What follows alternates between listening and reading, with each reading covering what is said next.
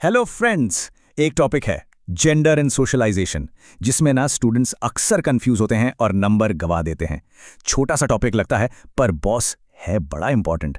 तो सोचा चलो आज इस कंफ्यूजन को हमेशा के लिए दूर करते हैं। हाँ, पता है। टॉपिक छोटा सा, पर इसके जो शब्द हैं ना, सेक्स, जेंडर, स्टीरियोटाइप, बायस, उफ, इतना घुमा देते हैं कि एग्जाम में नंबर पक्का कट जाते हैं। सच बताना, यही कहानी है ना सबकी। लेकिन अब टेंशन लेने की जरूरत नहीं। इस पूरे सेशन का एक ही मिशन है, इस कंफ्यूजन को जड़ से हमेशा के लिए खत्म करना। तो बिल्कुल तैयार हो जाओ, क्योंकि इसके बाद आई प्रॉमिस कोई डाउट नहीं बचेगा। तो चलो शुरुआत करते हैं। पता है सारी गड़बड़ की जड़ कहाँ है? बस दो शब्दों में, सेक्स और जेंडर। अगर इनका फर्क समझ आ गया ना, तो समझो आधा काम तो वहीं हो गया। यही फाउंडेशन है, इसको पक्का करना है। जरा स्क्रीन पर देखो, इसको ना बिल्कुल सिंपल रखते हैं। सेक्स ये है बायोलॉजिकल, मतलब जैविक, हम इसके साथ पैदा होते हैं। और जेंडर ये है सोशल कंस्ट्रक्ट, मतलब इसको हमारा समाज बनाता है। बस ये एक लाइन दिमाग में फिट कर लो। ओके, अब इस टेबल को देखो, ये सारे डाउट्स एकदम क्लियर कर देगा। चलो एक एक करके चलते हैं। सबसे पहले नेचर, सेक्स बायोलॉजिकल है और जेंडर सोशल। क्लियर? अच्छा, दूसरा, इसको डिसाइड कौन करता है? देखो, सेक्स को तो हमारे जीन्स तय करते हैं, XX, XY क्रोमोसोम्स, याद है ना? पर जेंडर को हमारा समाज, हमारा कल्चर बनाता है। फिर आती है फ्लेक्सिबिलिटी की बात। सेक्स ज्यादातर केसेस में फिक्स्ड होता है, लेकिन जेंडर वो बदल सकता है जैसे जैसे सोसाइटी की सोच और रोल्स बदलते हैं। और लास्ट में एग्जाम्पल, सेक्स है मेल या फीमेल और जेंडर है मैस्कुलिन या फेमिनिन।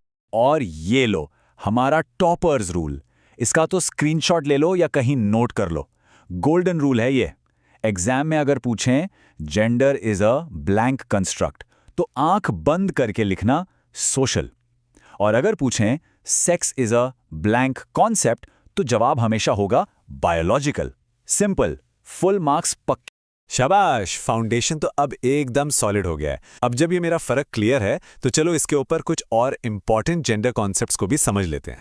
तो पहला कॉन्सेप्ट है जेंडर स्टीरियोटाइप। हिंदी में बोलते हैं लिंग रूढ़िबद्धता। अब यह है क्या? बस किसी एक जेंडर के बारे में एक पक्की आधी अधूरी सोच बना लेना, एक धब्बा लगा देना समझ लो। जैसे कुछ लोग सोचते हैं कि लड़के रोते नहीं, या अरे लड़कियां तो मैथ्स में ऐसी होती हैं, या फिर किचन का काम तो बस लड़कियों का है। ये सब क्या है? यही तो है स्टीरियोटाइप्स। और एक अच्छे टीचर का काम क्या है? इन गलत धारणाओं को तोड़ना। शायद एक मेल शेफ की कहानी सुनाकर, या एक फीमेल साइंटिस्ट का एग्जाम्पल देकर। अब आते हैं जेंडर बायस पर। देखो, अगर स्टीरियोटाइप सिर्फ एक सोच है, तो बायस उस सोच पर किया गया काम है, एक्शन है। मतलब उस गलत सोच के बेसिस पर किसी के साथ भेदभाव करना। ये एग्जाम्पल देखो, बिल्कुल क्लियर हो जाएगा। मान लो एक टीचर सोचती हैं कि लड़कियां कमजोर होती हैं। ये हो गया स्टीरियोटाइप। अब इस सोच के कारण जब क्लास में भारी टेबल उठाने की बारी आई, तो उन्होंने सिर्फ लड़कों को बुलाया। ये जो उन्होंने किया ना, ये एक्शन, यही कहलाता है जेंडर बायस। तो याद रखो, स्टीरियोटाइप है सोच, बायस है एक्शन। नेक्स्ट कॉन्सेप्ट है जेंडर कॉन्स्टेंसी। ये बच्चों में लगभग 6 से 7 साल की उम्र में आती है। ये वो स्टेज है जब बच्चे को समझ आ जाता है कि उसका जेंडर परमानेंट है। मतलब अगर एक लड़का लड़की के कपड़े पहन ले या लंबे बाल कर ले, तो वो लड़की नहीं बन जाएगा। ये समझ ही जेंडर कॉन्स्टेंसी है। तो ये सब आखिर हम सीखते कहाँ से हैं? ये स्टेरियोटाइप्स, ये रूल्स, ये आइडियाज आते कहाँ से हैं? इसी कैसे का जवाब है सोशलाइजेशन, यानी समाजीकरण। ये वो पूरा प्रोसेस है जिससे हम समाज के तौर तरीके और नियम कानून सीखते हैं। सोशलाइजेशन के ना दो मेन स्टेज होते हैं। पहला, प्राइमरी सोशलाइजेशन। ये शुरू होता है हमारे बचपन में, और इसका सबसे बड़ा एजेंट कौन है? हमारी फैमिली, हमारा परिवार। ये हमारी नींव रखता है। फिर आता है सेकेंडरी सोशलाइजेशन। ये बचपन से शुरू होकर पूरी लाइफ चलता है, और इसके एजेंट्स हैं स्कूल, टीवी, इंटरनेट यानी मीडिया, और हमारे दोस्त। और ये लो एक और एग्जाम स्पेशल टिप। हमेशा याद रखना कि स्कूल को सोशलाइजेशन का सबसे जरूरी सेकेंडरी एजेंट माना जाता है। यह सवाल एग्जाम्स में बहुत बार सीधा सीधा आता है। लेकिन एक मिनट, क्या हम हर जगह से एक ही तरह से सीखते हैं? नहीं, बिल्कुल नहीं। और यहीं पर कॉन्सेप्ट आता है एक्टिव और पैसिव एजेंट्स का। इस स्लाइड को ध्यान से देखो। एक्टिव एजेंसी वो है जहां बच्चे का डायरेक्ट इंटरैक्शन हो रहा है, जैसे परिवार से, दोस्तों से, स्कूल में टीचर्स से। और पैसिव एजेंसी वो जगह जहां बच्चा रूल्स को बस दूर से देखता है, एब्जॉर्ब करता है, पर बातचीत नहीं कर सकता। इसका बेस्ट एग्जाम्पल है पब्लिक लाइब्रेरी। आप वहां जाकर शांत रहना सीख जाते हो, पर आप लाइब्रेरी से, उस बिल्डिंग से बात तो नहीं कर सकते ना। बस यही फर्क है। ऑल राइट, तो सारे इंपॉर्टेंट कॉन्सेप्ट्स अब कवर हो चुके हैं। अब वक्त आ गया है ये देखने का कि कितना समझ आया। क्या आप एक चैलेंज के लिए तैयार हैं? चलो एक छोटा सा क्विज हो जाए।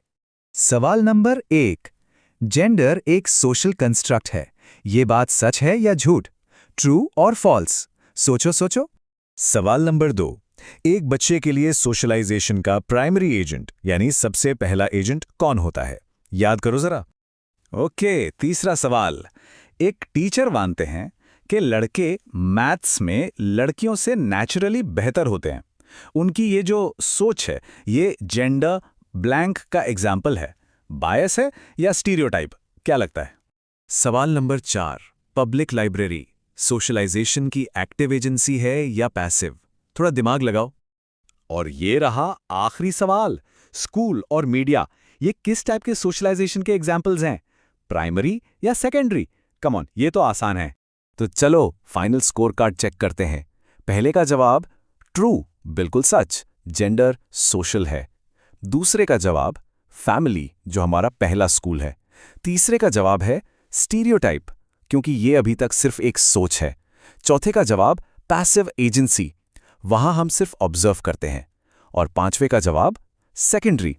मुझे पूरा यकीन है कि आपके सारे जवाब सही होंगे। तो इसके साथ हमारा ये टॉपिक तो यहां खत्म होता है, लेकिन एक सवाल मैं आपके लिए छोड़ रहा हूं। अब जब आप इन कॉन्सेप्ट्स को जानते हैं, तो सोचिए हम अपने आसपास के इस भेदभाव को बेहतर तरीके से कैसे पहचान सकते हैं और शायद कैसे बदल सकते हैं।